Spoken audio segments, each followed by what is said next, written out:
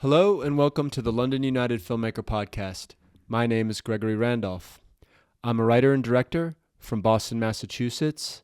I currently live in London, where I attended the London Film School.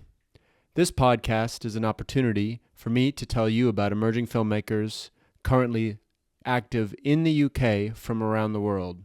Today, I'm happy to have Sahil Kotwani on the podcast. Sahil is originally from India and made his home in the UK to attend the London Film School. We speak about his DOP work on short grad film Shooting Watermelons, which has been seen around the world at festivals. We also discuss his penchant for film and photography at live music events around London and the UK.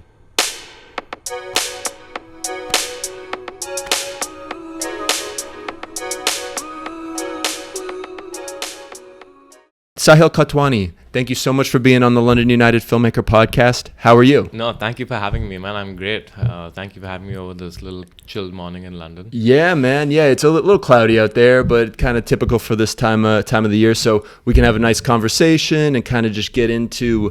We really haven't had much of a chance to chat. We've kind of bumped into each other at different events and stuff like that. But this is such a great opportunity to just kind of learn more about. Your previous work, what you've been up to. You're super busy all the time between your cinematography, which has been seen around the world and, has just had a lot of recognition in a short amount of time since you've graduated from London Film School, and your photography. You're an avid photographer, professional photographer. I saw you at an event the other night that I had no idea. We just bumped into each other and it was really cool. It was this kind of improv jazz in this really small venue in Shoreditch. It was just like a super cool event, and it was cool seeing you there. Cool seeing you work hard. You were doing video and photography, huh? You were kind of doing like I kind of split. That's where my mind is kind of split between photos and videos, both. Yeah, I love it. Well, I think to kind of keep things as they are on the podcast, I like to start at the beginning and get a little bit of an idea of where you're coming from as a filmmaker and a little bit about what got you into filmmaking. I kind of want you to tell the story, So, if you don't mind, if you could give us a little bit of insight as to maybe where you're from and what got you into not only going to London Film School, but getting into film in general. Right. So I grew up in Mumbai, in India. And when I got into like junior college, we had like college festivals. Cool. And we were designated different teams and everything. Yeah. I was put into the media team. Cool. And that involved taking photos and videos of like the festival and stuff like that for the college. Yeah. And that's when I got my first camera. And I was like, okay, this is really cool. Yeah. Ever since then, I kind of pretty much just stuck with like just doing cameras and lights. Cool. But I think influences wise, a couple of music photographers initially for this band I listened to, the Grateful Dead. So like this Bob Minkin and this Jay Blakesberg. Both of them are like documentary photographers of the band. Really? They've been like photographing them for like decades. Wow. So like, and I don't know, like, and this importance of like kind of just capturing the music of your time is something that kind of resonated with me quite a lot. And then the other thing was filmmaking, which was like I just loved kind of like cool camera movements and lights and everything. And the concept of like just, I don't know, I'm not much of a storyteller myself. My story is, as I mentioned, like just kind of my heart is just to like capture the times for like the music we live in and stuff like that. Absolutely. But I do love expressing other people's stories. And that's where the filmmaking part came in. So that's where my love for film is. Like I love all these stories I like listening to from different people and everything. Mm-hmm. And then when I can like put that into my interpret that in something that I like, which is like great. So that's when I decided to kind of come to London Film School. Sure. So to kind of polish my cinematography skills. Yeah. And funnily enough, if you like before I came to London, if you saw my Spotify playlist, it pretty much be London artists. Like really? We'd be listening to back home we'd be listening to this kind of stuff for quite some time. Like what musicians, or what bands? Initially, back then, I mean, there was Kokoroko, we listened to Oscar Jerome, a bit of Yusuf Kamal. Okay. A bunch of different artists. A lot of them who I never thought I'd like photograph or meet in person, but a lot of them are like I know them personally now, which is like great. Wow. And and I think as a documentary photographer, that's what I'm trying to get into, is like break this barrier.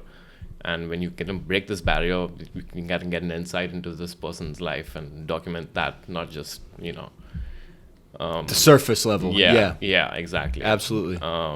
And so that's which is why I feel like this other thing that I do is like which is what you can say like my ongoing lifelong project, is to kind of, I don't know when it's going to end. Like, I don't know when this is going to like, what it's going to become, what the story is developing, what's going on in my mind. Sure. In terms of like, what am I really capturing here? Yeah. It only kind of shows itself after you do it for a while, and you realize like, oh, over the course of these many years, like, oh, this has happened. This is the journey of this artist. Absolutely. I think it's hard to pin down when you're in the thick of it, especially when you're the one making the material. Yeah. What exactly your style is, or what it is you're gravitating to, and it's key to just do work. Yeah. Photography, cinematography. That's why I think part of what's interesting about the podcast, it's like a minute to step away, especially as we're focusing kind of on emerging filmmakers, and maybe this is the first time kind of breaking down and having a conversation on camera in such a way you can start to like it's fun to ask some questions about just like what you're gravitating to, like whatever, whether it's socially in the work, like culturally in the cinematography and in the photography. Yeah. My perspective on what you post online and things like that is it's very music oriented and sometimes jazz oriented, and so you've got like a big flair for that kind of the music community here in London, but I totally understand what you mean as far as like kind of following your nose with just like where it takes you. I know you did We Out There Festival. We Out There, yeah. You were photography. You were photographing Andre 3000 on his flute, which I just gotta ask you, what was that show? What was that like? It was great. Honestly, was it all flute music? It was just all flute. That's and amazing. like atmospheric jingalalas. I bet it was good. Yeah, it was really good. That's so cool. Yeah, the music itself was really good. I personally just felt the setting was not the best. Okay. It's not a very festival kind of setting. You want to play that music in. Sitting down, maybe. In a controlled environment, kind of an intimate kind of venue kind of thing. That would be so awesome, man. It was At so a festival, good. it was just like, all these people around you, and just like, so then, like, you want some a little more up tempo, maybe, or something. Maybe like not just that. tempo, but just, I don't know, just the vibes. It was more like, yeah. It was great though. Where was that music festival? It's it's at St. Giles. That's like not too far. It's like 2 hours out of London. Cool. 3 hours out of London. That's great. And they brought you to do photography. Yeah. The So entire... I've been like in touch with them. I shot for them in 2021. Great. And then I didn't do it for like 2 years, and then this year decided to like do it again. So cool. And yeah, it was pretty great fun. Gig. That was probably one of my funnest projects I've done. Like, can I ask you who else was playing there that you photographed? Oh, it's so hard to keep track. But there was Aja Monet, who was one of the highlights for me. Cool. That was great. Brian Jackson, he was touring as well. Okay. He played not too long ago as well. In the electronics, there was Sully, Tim Reaper. Cool. Duarde, in the jungle scene. Yeah. That's another side of me that I like. Very cool. And a bunch of I'm trying to think. Sounded like it was fun. It was definitely fun. Like, there was a lot. Like, it's probably a whirlwind, because especially when you're photographing, you're kind of half in, making sure you get the shots and listening to the music and having a good time. So it's a sensory overload, I bet, a bit. Definitely. And like, I'm meeting my friends and partying with them for a bit. Yeah. Then like I switch to another stage, photograph a bit, and then because I have some freedom to do what I want, but like, switching stages every like 30-40 minutes, and each stage is like 15 minutes away from each other. So fun, man. And can I ask you, what equipment are you using? What cameras? What lenses? Just curious. Yeah. So for my professional paid work, kind of like photography, I use my Sony A7 IV. Yeah, great. Beautiful camera. Yeah, and I use a set of prime lenses. Really? 24, 50, and 85. Very nice. The 50 is a Zeiss Luxia manual lens. And then the 24 is a regular G lens prime. Cool. And the 85 is just a regular Sony prime lens. So no zooms? No zooms. I used to have a zoom lens. Yeah? I used to have one, and I had to kind of I think it broke, and I sold it off. Sure. Essentially. Cool. And then it's on the list, but then I kind of like the prime lenses Yeah. as well. It makes me shoot in a certain way. Totally. It makes me like, literally move a lot to get the shot I want. Yep. That absolutely makes sense. That's it's cool. It's kind of cool here a little bit about kind of some of the technical stuff with photography. But I think we're digressing just a little bit. It's great to get kind of just like a focus point with some work you're currently doing. But okay, but we're on our way. So I've got a great idea of kind of growing up in Mumbai and kind of your initial kind of wantings to go to London Film School. It sounds like photography kind of met the cinematography side of things, and you wanted to sharpen your skills there. Can I ask you, so when did you move to London then? April 2019. April 2019. Okay, Yeah. cool. And can you tell me a little bit about, because I think this all will lead into some of the grad film work you've done. Sparata alla Agheri is just, again, just a film that's done quite well, shot on 60 millimeter film. No. It's not? No. Oh my God. It was digital. It was digital? Yeah. Oh shit. I could have sworn it was. It looks, you got me. Okay. You got me. No, I thought no, but it wasn't like a big secret or anything. Everybody Oh damn. knew. Yeah. Oh fuck. It looks like it, man. Oh, thanks. Yeah. Okay. Rewind that back. Yeah. It's absolutely, it's just been a huge hit. And so I want to talk about all those things, but I want to talk about maybe some of the connections you made at London Film School. Maybe you could give me like a little insight into maybe one or two projects while you were at school. It doesn't have to necessarily be a term 4 or 5 film or a 3 film or whatever, Yeah. but just something you really remember from that specific experience, those 2 years essentially when you were at school, because you were a bit before me. I'm curious about kind of who you were working with and what that experience was like. Yeah, I think I was pretty close with the terms above and below me, because we were only 9 people in our cohort, because we were the summer term. So we were just 9 of us in our cohort. So who were some of the people in your cohort? We had Antonio, Joy, Jay, Karifa, Nime, Gao Zhang, Sean. Okay. And then we also had a couple of others who dropped out. Wow. So I didn't realize you were part of the summer cohort. Okay, very cool. So just for the audience, summer cohorts at LFS are generally a little bit smaller. The September intake and the third intake usually have about, what was it, maybe 30 to 40? Yeah, something like that. Okay, cool. Yeah, but we had just 9. Got it. But we were pretty close to the term above and below us. Yeah. And also the 2 terms above us, in fact, as well. Yeah. So just kind of mingling about. So I think some of the close connections I made, like my ex-flatmate Niza, like she's a homegirl. Yeah. I gotta have her on as well. Yeah. She's like definitely one of the closest people to me. Cool. Aditya, he just... Oh yeah, he's back in India now. He's back in India now. We did a vertical. When we were talking about vertical dramas, which is another part of the conversation. I want to do a round table about vertical stuff, but we need we'll more get people there. For that. Yeah. We'll get there.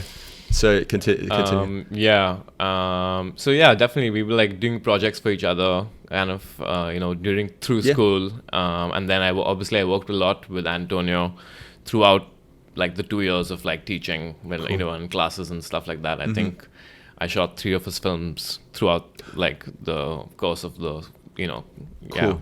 And then I think that's where we kind of even developed the kind of relationship we had, and decided to kind of do the grad film as well later. But during those 2 years, I think those are the people I kind of interacted with the most and kind of got close to the most in terms of like, Cool. Can I ask you then? It sounds like you and Antonio Donato were working together throughout the course. Can you tell me a little bit about what type of films you guys were working on? He is a writer-director. I know he also works with a writer as well, a friend of his from back home, I believe. But can you tell me a little bit about what those films were like and kind of that collaboration? Because again, I think it'll lead into a more in-depth discussion about shooting watermelons in the future. But maybe you could just talk on that. I think it started with a term 2 film. Yeah. Some term 2 film. 3 minute, 16 millimeter films. Color, post-sync sound. Right. It was about this father who mistreats his daughter or something. I can't even remember the story at the moment. Yeah. It was one of those typical term 2 scripts. Yeah. And then after that was when we stepped up and got a little more serious in term 4, was when I shot Cristallo for him, which was one of the, like, it was a really great film. I felt it was supposed to be super polished and everything. And yeah, it turned out to be really good. That's what I thought, at least. Cool. In terms of, it really gave me like an opportunity to kind of like understand, and because we had to design the set and everything, right, in term 4. So got to like make giant windows because I wanted giant windows for like more light and everything. So because everybody had most sets in term 4 and everything, you have a certain like area or whatever, and you can divide that area into like many rooms, like a bathroom and a living room, and we just had the whole area. We were like, screw it, we're just gonna make one giant room. Cool. And we just made like a giant hotel room. No bathroom, nothing, just a giant hotel room. The whole story takes place in the hotel room. Was this in Studio B? This was we were doing it in Wimbledon. Okay, cool. At the Mill. At the Mill. At the Mill. Okay, got you. Wow. So even back then, you guys were shooting at the Mill. Yeah, it was literally the term right after COVID. This was like as soon as the COVID kind of precautions kind of kicked in. We had to wear masks on set. That was like the first ever round of like masks on set. Oh, wow. Yeah, because early stages of we didn't have COVID supervisors then. Yeah. It was Huh. Can I ask you, what was that film about? That Term 4 film? Sure. It was about this guy who wants to impress his girl, and by calling her, he's trying to like, he's a megalomaniac in a way.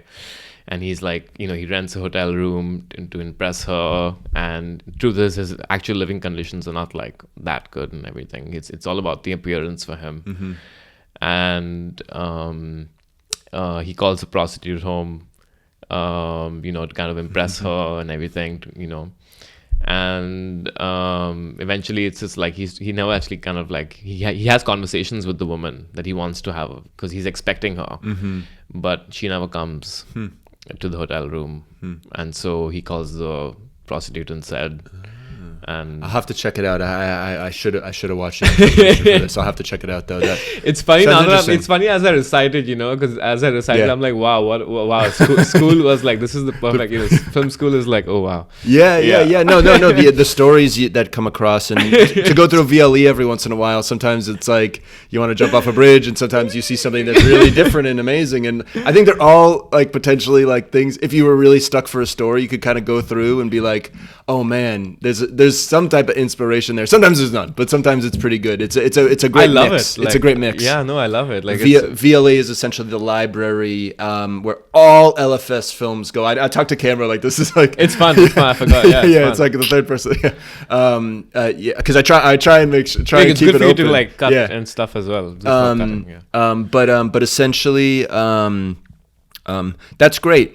And can I ask you, so it seemed like the working relationship between you and Antonio was good, so that led into doing the grad film. Right. So let me think about if there's anything I want to ask until we kind of get into some of the grad film stuff, because you did a lot here. You did Herbert and Humphrey, Sparare alla guerra, Waiting for Kalki, The Encoffiner, Who Loves Zombies, The Farm, with Leo, which I definitely want to talk about because it sounds like an exciting project, a lot going on, and has just gotten some really a lot of success at Brest we just got Film some Festival runs right now. Audience Award. And Audience Award, so congratulations, and I want to talk about it.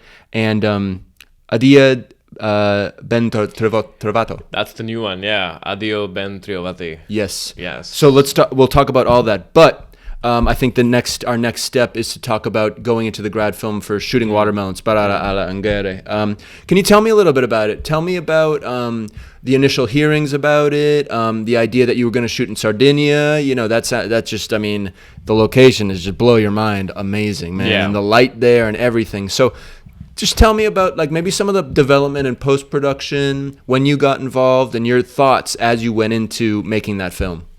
Yeah, we got into it. I think it was sometime in 2021 was when end of 2021 was when we spoke about it, and kind of like they got me on board because they'd already done a few recce's by then. Okay. And at that point, then they told me that you come for the fourth recce and stuff and then I think it was in March of the next year, 2022 in March was when I went there for the recce. And Yeah, I think, I mean, Antonio and I always, like, I think at that point, especially during, you know, at the time of graduating and stuff, I think I needed films to graduate as well, to graduate. And he obviously needed a cinematographer.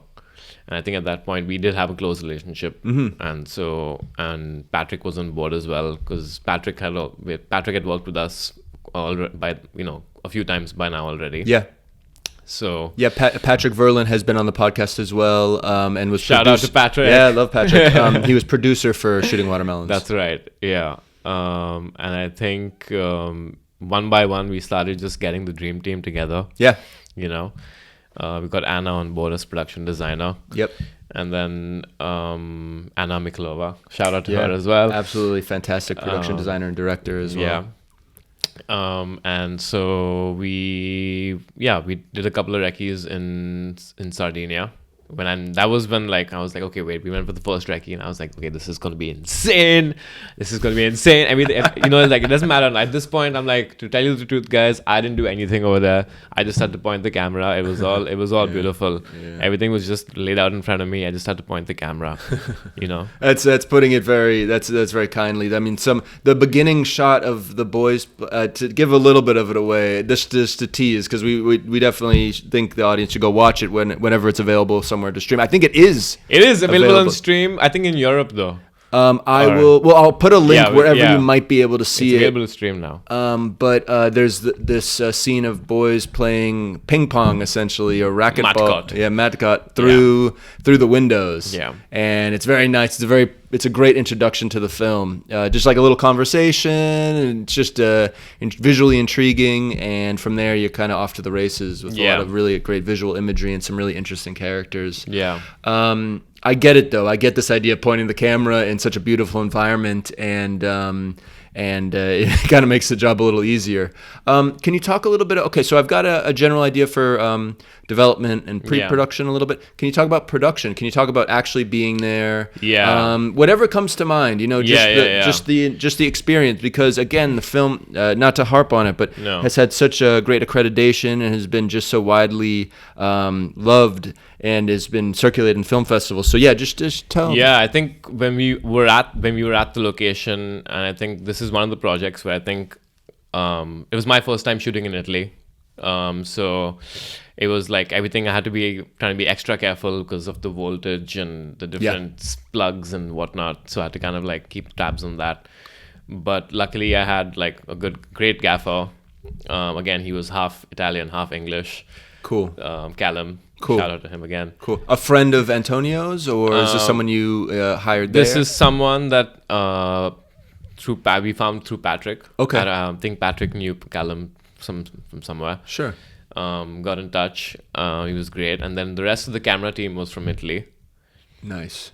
Yeah. But I think it was one of those projects where we were doing like proper preparation. Everything was on paper as our little plan, and then we had another sheet which was like the backup plan. Hopefully if things didn't work out. And then doing like 2 weeks of prep where I was just like standing on the beach just taking light readings every half an hour to check like how fast am I losing exposure if I shoot here from this much to how much time do I have to shoot here if I choose to shoot here. Yeah. Because shooting with natural light, I think we were shooting a lot with natural light. Sure. But the problem with that is that you have to be at the right location at the right time. Yeah, clouds and all that. Not just that, like sunrise, sunset, you don't want it to be overhead, you want it to be backlit, frontlit. Some locations you want the sun to be here. So like the only way you're going to get that is like to have a lovely schedule which your AD is going to make for you when considering your light requirements. So who was the AD for Federico? Okay. Brilliant guy from one of Antonio's friends from Italy. Nice. Great director himself. He achieved some of the needs you needed. Like everyone knocked them all. Clear, yeah. Everything. If you look at the film. Yeah. We got everything at the exact time we wanted. Nice. Because some things were Blue R. We were shooting around Blue R. Yeah. And Blue R so quick. Yeah. I think we even didn't use those shots in the film by the end of it. Because some of them we didn't end up using. I'm trying to remember the different times of day you were shooting. I know some of the stuff where he has I don't want to give too much away, but he has the rifle. is shot. Yeah, it's later blue hour. Yeah. That's in the evening. Nice. Some of them were like at the shore. It's like one of the last shots, little montage kind of shots. It's kind of like twilight.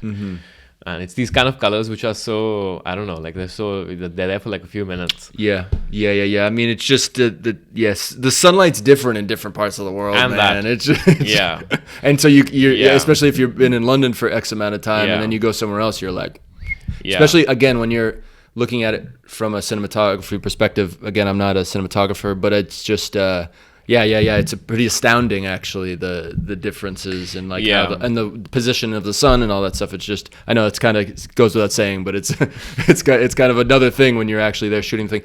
My question is, so like say like halfway through the production or something like that. I mean, I'm sure you guys were all very excited about this and felt like you really had something from the get-go, but was there like a feeling of excitement as you're shooting this stuff? Was it like or was it like were you surprised in the edit, or what was the tone? What was the feeling? I mean, as we were making it, we knew we were all having fun. Yeah. Because again, the crew was great. We all had like close people, all our friends were there. It was like dream team. Yep. Weather was great. Yeah. Actually, what am I saying? No, weather was not great. Was it not? No. We in fact had to do a lot of plan Bs and like switch around, do a lot of like switching around, go indoors and shoot because it was raining. Some things I faked the sun. Yeah. Like we changed the shot from a wide shot to like a really close shot and just put a sun.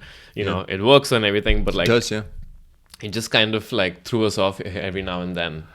My question is you felt like so there was some hurdles, but there was definitely like a feeling of that you had, like you were on the trail of something really nice. It was on the last. It was literally. I think many people know of this, but like it was on like the last day of the shoot where like our shift time was like 4 p.m. to 4 a.m. or something, or like 2 p.m. to 2 a.m. or something like that.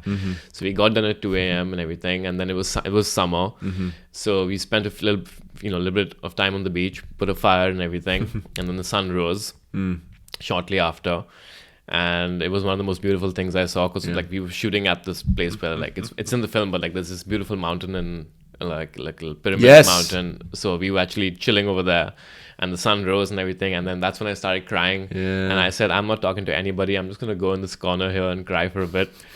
It was beautiful, and I said like, okay, no, we've made something beautiful. We've definitely made something beautiful here. Yeah, the mountain in the background. Is there a name for that mountain? The Tavolara. Wow, man, Yes. it's just very So it's almost like you built it or something like that, as opposed to happens to be a naval base. Is it? Yeah. Wow. At least part of it, That's really cool. No, I guess that's kind of all the sense I'm trying to get from the actual production of it is, it sounds like you had a bit of a profound moment at the end there, which you can when you're working so hard and you're putting so much into it.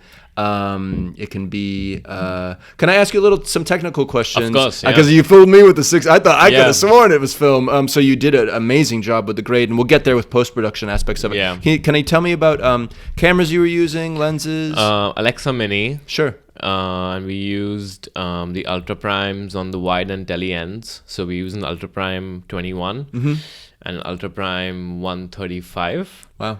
And then for in between, we had the big zoom lens, the Angenieux. Nice. The best. Yeah, 17 to or was it 21 to 90? 21 to 90 or something, or something. I think it was that one.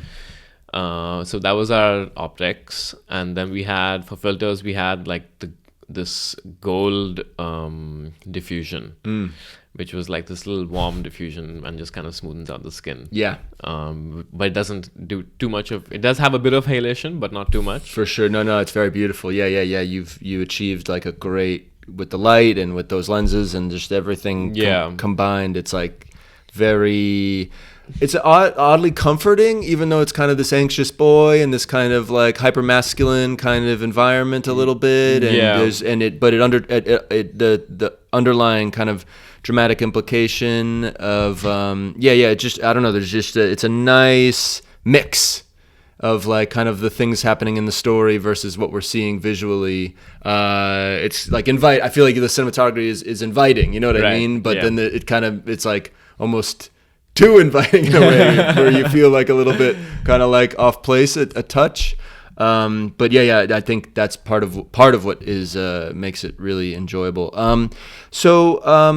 That's great. Thank you so much for telling us a little bit about some of the. Thanks for comments. Yeah, absolutely. And so my next question is post-production and the things that happened there. Can you tell me a little bit about the grading process as you were watching cuts of it? What was your impressions?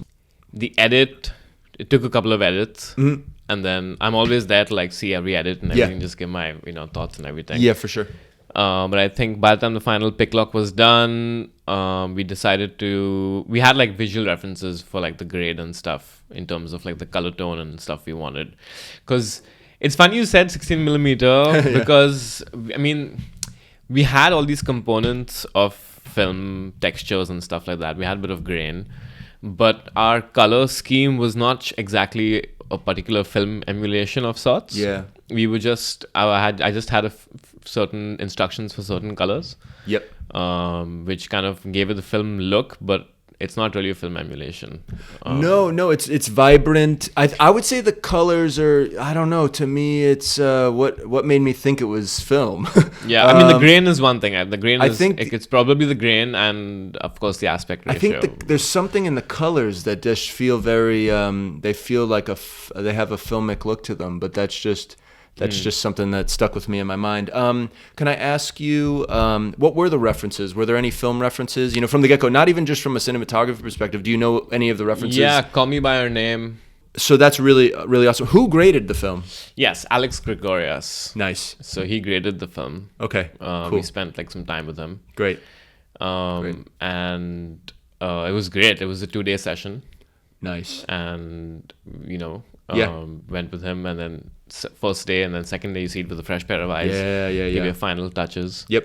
And then, it was pretty much done then. Where did you grade it? Did you grade it At in his studio. Yeah, great. Yeah. Very cool. At his studio. Okay, so my question is the film is done. Right. I remember I was at the crits actually, so this was before it was finished, and I remember you guys on stage and just really, this was early on. I was probably turn 1 or 2 or something like that, so I was just like, wow, this is so cool to see you guys, like the crits professors saying nice things and everything like that. Can you tell, where did the film premiere? Right. I was looking for our film was supposed to premiere in Egypt initially. Where at El Guna Festival. Cool. But I think because of complications at the time in the region and everything, freaking, I'm sure. We had to cancel that. And I think we had our premiere in Berlin. Really? If I can remember right. At what festival did you? We can always correct it too. It's not really. I know. Yeah, it's a long time ago, and a lot's happened since then. No. It's the Quirky Festival. Interfilm Berlin. Nice. Yeah. Nice. Cool. Yeah. Do you remember Being there? Were you there? Yeah. I went for Interfilm Berlin. Can you tell me about what that experience was like? It was like around 1 year ago now. Sure. I think October. Wow. It seems longer for some reason, but no. In October 2023. Okay. No, winter. It was like I think it was like November or something. Cool. But it was great. It was like it was part of like a lot of films that were considered quirky. So it was like our film was considered quirky, and it is, I would say, quirky in a certain way. Sure. Because it has these weird tones, For sure. It's not really like, I don't know, it has weird tones to me. And that was great. It was my first time in Berlin. Great city. Yeah, Berlin's awesome. Yeah. It's a lot of fun. Yeah, some great food and some great, Yeah, parties, all that stuff. Yeah, and stuff like that. Good people. I didn't, and unfortunately didn't get to party too much. But I saw a lot of films there. Nice. Great films. Cool. It's a good festival. It's a great festival. Okay. It does have like, it's like you can have, they have lots of animated films as well. Okay. Lot of like gory films as well, like animated gory films, and like kind of just uncomfortable making you feel kind of films, just very like ugh, like kind of. Not manga though, like kind of from around the world. Yeah, from all around the world. Yeah. So kind of adult themed animations. Yeah, stuff? It could be adult themed animations and stuff. Interesting. Pretty graphic stuff. Fun. Yeah. So it was great, and spent a few days there, And another great festival, though, it wasn't for Sparare, though. It was for Waiting for Kalki. Okay. We went to Macedonia. Oh, wow. North Macedonia. Went to North Macedonia for the festival there. It's the Monarchy Bros Festival. It Okay. is the world's oldest cinematography festival. Wow. Older than Camera Image. It's not as big as Camera Image. Sure. But it definitely has like it. The Monarchy Bros were the first cinematographers in the Balkan region to be like the first cinematographers in the region. Wow. So yeah, it's great, and I would say the quality of films there were some of the best films I've seen till now. And the name of the festival is Monarchy Bros. International. I'm gonna have to put that one down. Yeah, it's great. So that was a good experience. Yeah, so that was for Waiting for Kalki. Can you tell me about Waiting for Kalki a little bit? This is another grad film. This is another grad film I did, which was even before Sparare. Okay. Which was even before Sparare. It's shot in India, in Kolkata, and it's about this guy Vishnu who is super religious, and kind of he's anticipating the arrival of Kalki, which is in Hindu mythology, this the guy who's going to come, the god is going to come and just grant you, solve all your issues, sort it all out. Sounds nice. Wealth, whatever it is, just sort you out, kind of thing. And so he's willing to put everything down on the line in anticipation of his of him being okay. Mm-hmm. So he's borrowing money. He's like, don't worry, because it's all going to get sorted out. He's like getting himself like digging a deeper hole, but eventually nothing gets sorted out, and he's just in a big deep hole. Because Huh. Interesting. That's amazing. That's a really cool. That's a really cool. Kind of idea like for it's based on Waiting for Godot. Sure. Interesting. Yeah. Oh, okay. Absolutely. Not based, but like inspired from. I get a sense of that. I'll try and post links to all these, at least like where you might be able to read more about them, or just so people are aware of them. Amazing. I want to talk about one other grad film you worked on. I want to talk about The Farm, directed by Leo House. You got to tell me a little bit about this, because you shot in Brazil, where Leo, part of Leo's family is from. And maybe if you could just give me some insights. The film has had some recent success at Brest International Film Festival, won the Audience Award there. It's played at a couple of other festivals, big festivals, and I think it's just at the beginning of its run. So it also played, I think, at Aesthetica. Yeah, which is recently played at Aesthetica. Were you there? We went to York. How was it? It was great. York is so beautiful. Yeah, I gotta go. It's one of those places where I felt like I'm in like England. You know? Definitely. It's like the England spot. It is like it feels like very the England.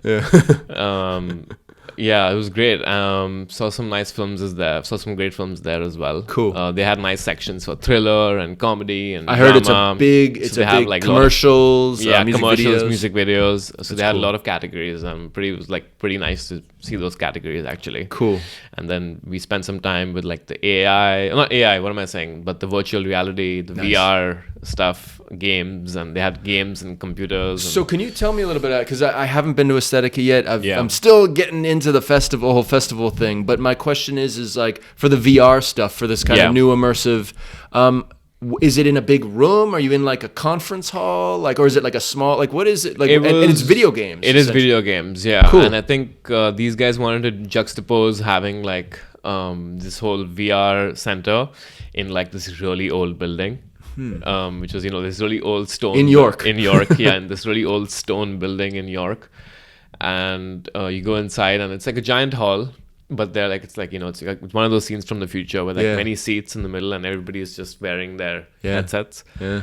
And some of them, and like they have their things. And not many of them, the games involve a bit of like moving around, but more or less you can just be in one place and kind of just, shoot and stuff like that. Did you play any cool ones? Anything memorable? When we didn't book enough, they were like booked slots when we didn't book in time, but we managed to get a few free ones, which were, like available ones, which were basically not games, but experiences. So like movies? VR movies? VR kind of like, not movies, but like... experiences. Yeah, experiences. So it's just like, could be anything like flying through space or this guy talking to you, and then, and you have this guy and you look around for Yeah. different things and Yeah. stuff like that. Huh. Cool. Yeah, That's really cool. It's pretty nice. It sounds fun. It sounds like, because I think we're coming at it from film, right? Yeah. Like a filmed experience. Yeah. You watch in a cinema. Traditional. It's weird to say like traditional Yeah. film. And then certainly there's a lot emerging with VR. You know, the new Apple glasses or. Yeah. But it's just something I know less about. I'm a movie guy. You know what I mean? But it's, I think, you know, you think about what movies will be like in 500 years, and that's gonna be there. You have to, right? It's a certain certainty. So, I wanted to, I'm not done with the farm yet. Yeah. Tell me some experiences from the farm. Maybe an anecdote about pre-production and preparing, an anecdote about being there, and just some of the fun you were having, and maybe something about kind of afterwards. Just could be great to hear. And maybe I would love you in your own words to hear a little bit about what the story is about. Maybe to start it off. Yeah. So the farm is a story set in Brazil, and it follows this little British couple that's gone to Brazil for this little retreat in this hippie kind of yoga kind of kind of space, commune kind of space, and she's that is there, and then the guy is not having it. He does not want to be there. He's been dragged in there, like super hippie stuff. They're like, oh, I'm going to heal your chakras or whatever. And he's like, I can't take, like, this is all bullshit. And they drive him crazy, and to the extent where he thinks he's a bit crazy and stuff. But it turns out he does have a lot of trauma and stuff that he eventually does get out through the story as the story progresses. Yeah, it's a fun ride, and it's just there's something about it that's kind of haven't seen before a little bit, and it's just the backdrop of being in Brazil is quite fun to see. Tell me a little bit about that. Yeah, so I was there for projects like these, especially international ones in countries that you haven't shot before and stuff like that. I don't mind whatever it takes, but I think I'd rather be there for a good 3-4 weeks. If you're shooting for like 6 days or whatever, at least take like a week or so to recce before, then some time to think of it, and then go back to the location. Just spend some time there, get used to the place, the food, like whatever it is. You don't want to like have food poisoning on the second day or whatever it is. Yeah. Even like when people come to India and stuff, I'd always recommend just stay for a bit before you start. Settle for a bit, acclimatize, just to acclimatize for a bit. Good thing is Brazil is pretty much like, Sao Paulo at least was pretty much like Mumbai. Oh yeah. In terms of funny, never thought. In terms of weather and the people and the vibe, and it's kind of like in the vegetation is pretty much the same. It has I saw that. Cool. I'm not seen this tree in ages. It's like it reminded me of home. Oh, cool.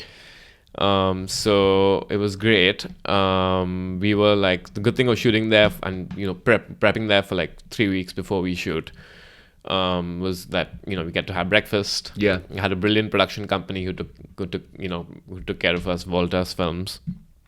Having and then living the Brazilian life every day, which is like having passion maracuja juice every day, and like having breakfast, and just great. It was really fun in terms of like working and kind of being there at the same time and experiencing Brazil as like, because we weren't doing touristy things. We luckily had Leo who was we were just preparing, so we were just like pretty much living life. I even went for a haircut there one day because I was like, because it's been a while.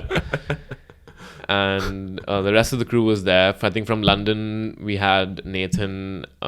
Victor was there as well. Nathan Lego, Victor. Yep. And Sure. Yes. Yeah. They'd come, and it was like great time prepping. We went again similarly to Sparare. This was also one of those locations where we pretty much had the whole location to ourselves. Managed to sort out, like, it was like in Sparare, it was like this residence kind of private residence lot, and we went pre-season, so it was pretty much empty. And we had one of the residences there, so we had access to the whole place. And in the case of the farm, it was this resort kind of fun little farm stay kind of thing with multiple houses, and all the houses were filled with crew. Cool. So we just had the whole place. How many cast and crew all together for like the primary filming of? Yeah, I would say quite a lot, because we had, I'd say like 25, 30 That I mean, I don't seems know. right. That's not I a don't know, lot, yeah. but like That's a good amount. That's yeah, a good it's amount good, for where you guys were, because Yeah. it's quite remote where you guys. it was pretty remote. In fact, the first day, a lot of issues with getting. It was like raining, Yeah. and it's up a hill. I know. I've heard this story. And like the truck was going, and the mud. There were no roads, so the mud's just kept like the truck just got stuck. And I heard it was just like you were having issues getting the transportation, and then it was like shooting the next day, And then like shooting 2 the hours. next day. Yeah, and 2 then hours. there was this whole issue. Were you able to get like a vehicle to pull it out of the mud, or how did that? It was some type of something. pushing? I don't even know what the solution was by the end of it. We just waited it out, or maybe didn't take it all the way up. Okay. Or just like yeah. But I think the next day we were supposed to have like a little round of like to show I mean, the same day before I came, because I came with the equipment later that night. Got it. After all this drama had happened, so I missed all of it. But I found out that there was one of the actors. There was like a snake, and we were supposed to shoot in some place. Oh my God. And then one of the actors was saying like, we're gonna definitely not shoot because like Poisonous snakes. Because there's a snake. I mean, I don't know if it was poisonous or not, But there's a snake. but there's a snake. Yeah. It's because there's a snake. Wow. And so we had to assure them it was all taken care of. Okay. So we're not going to shoot in these kind of places. Yeah. And obviously we're going to we're going to make sure there's no snakes in the vicinity. Got it. But yeah, so Interesting. those kinds of things Interesting. are there. So like, it sounds like a really fun experience. I think it's good to have these types of experiences, especially for grad films, because you need to be able to think on your feet in different environments, different Definitely. locations. Yeah. I mean, this is what we do.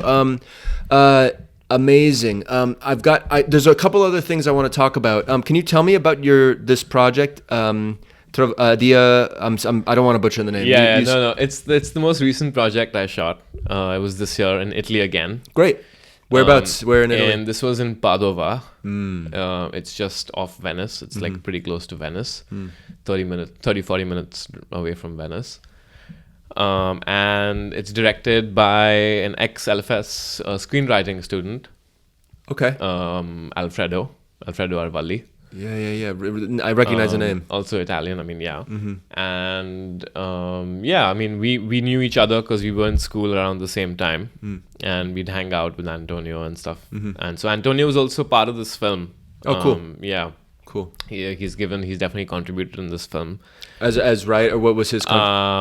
I think he's written part of it. Oh, great. I could be, and he's definitely had inputs.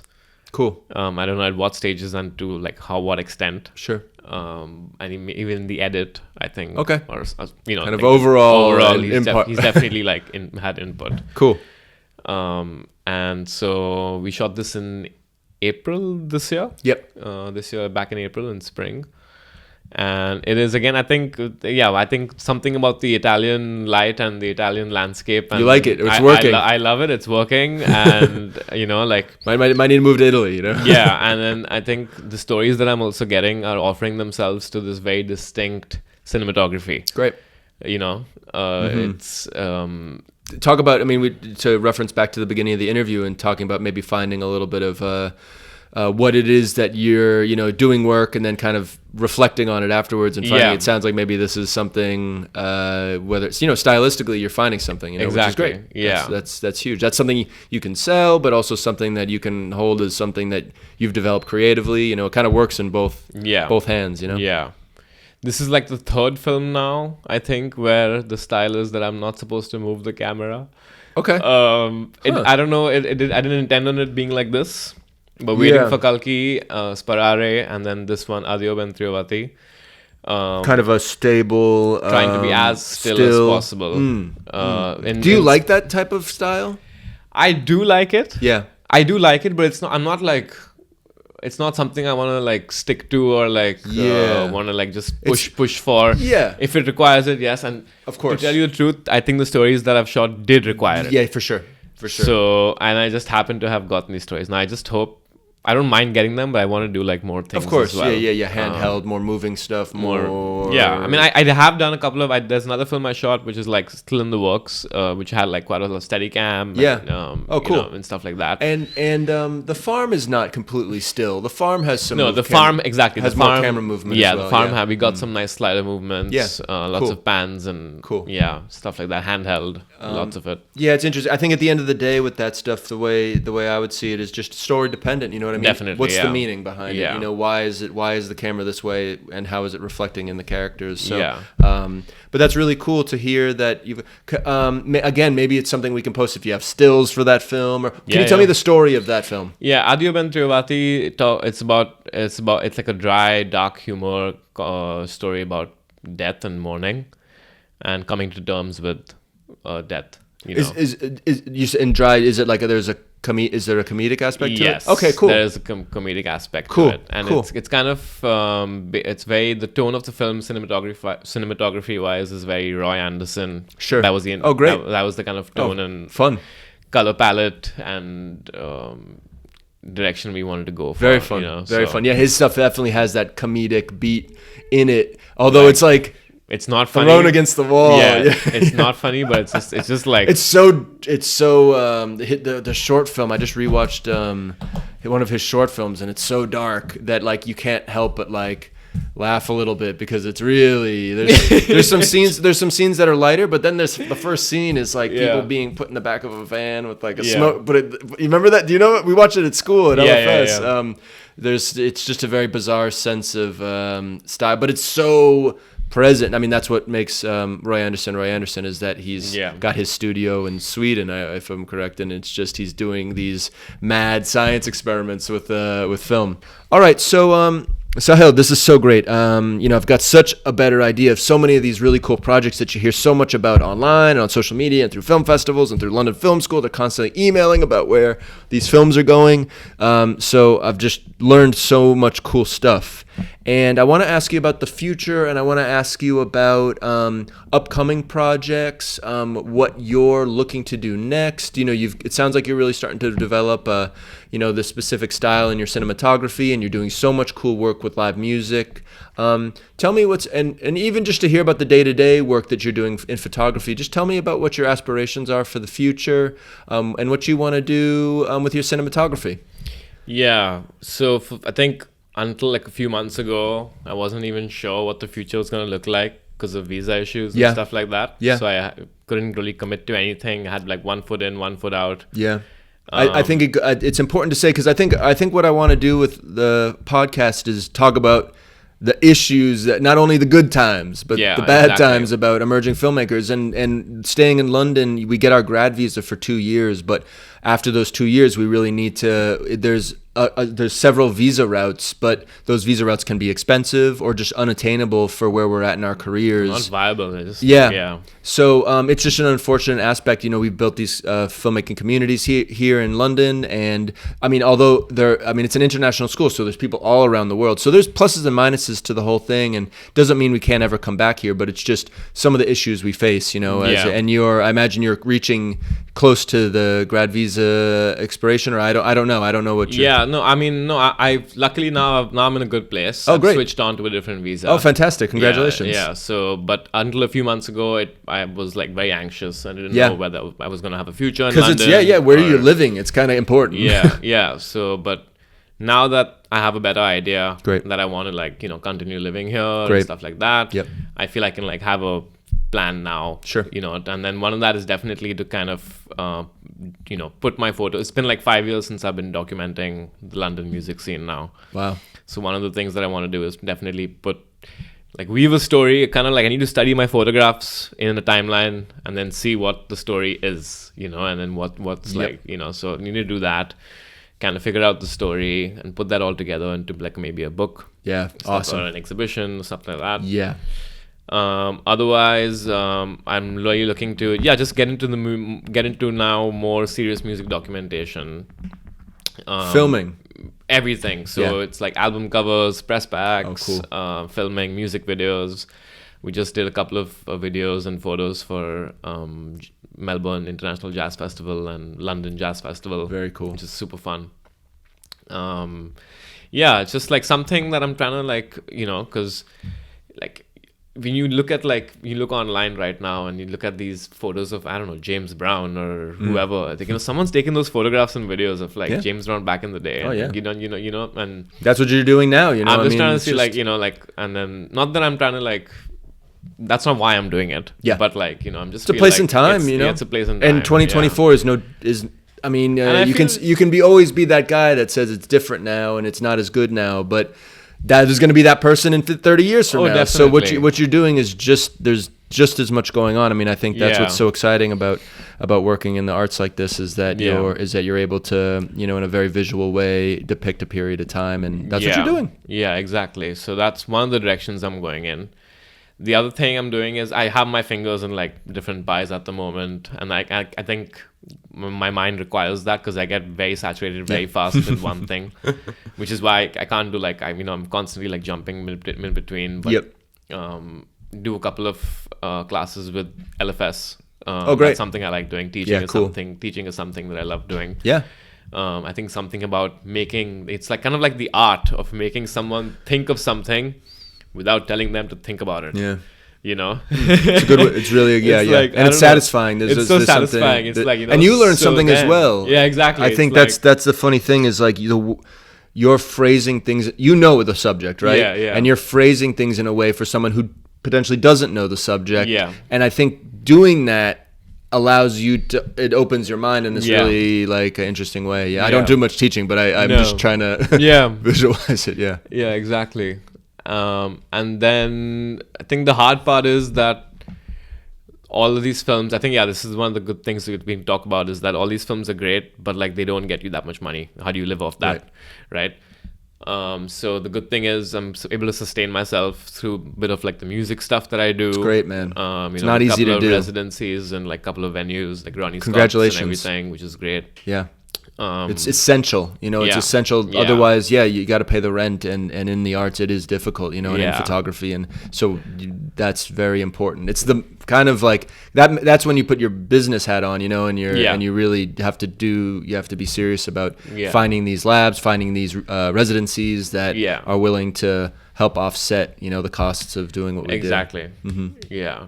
So there's that, and then of course, then any odd jobs that you get. Yeah. Like I'm not gonna lie that say like I only do cool stuff. I do like everybody does like I do pretty shitty jobs as well. Oh yeah, all the absolutely. time. Oh, Like, 100%. Like like someone's birthday party or Yeah. like I don't know. Yeah. Could be anything. And it's just as fun, and you can get amazing Sometimes photographs it's at any fun. of this stuff. Sometimes it's really fun actually. Yes, Yeah. I went for a really cool birthday party. Even weddings are like Weddings are great. weddings. The vibes is never. I mean, you go to a bad vibes wedding. Like Yeah.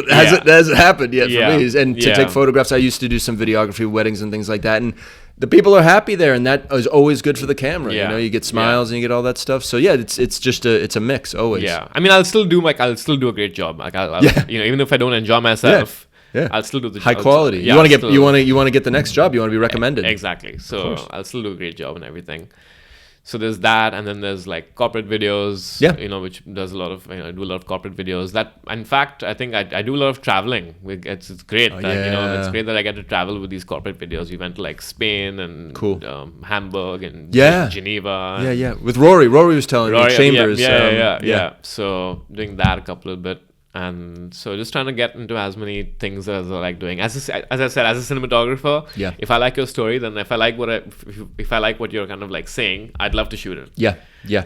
Yeah. I'm not so good. much. I'm not so stuck to cinema. I love cinema Yeah. and films, but I'm not like a cinephile. It's just one of the avenues. It's one of Exactly. the exciting avenues, Yeah. movies being as popular as they are right now, and the types of festivals you get to go to and things like that. Like, Yeah. those things are really fantastic. But as anything, there's ups and downs to that, and to be open-minded about where you're going, and it's going to all improve kind of whatever you're after, as far as, again, like what you said, kind of like shaping what it is that you're trying Yeah. to do. Like, what is it? Is it just videos? Is it specifically cinematography, or is it going to trend towards photography more? Yeah. Like, and that's fun to follow, and that's what it sounds like you're doing that in like a nice organic way. Yeah, because for me, it's just the medium, right? The camera is just the medium. Mm-hmm. That's all that it is. It's not like it's just through the camera To understand the world. Yeah, it's just like that's all that it is. Yeah.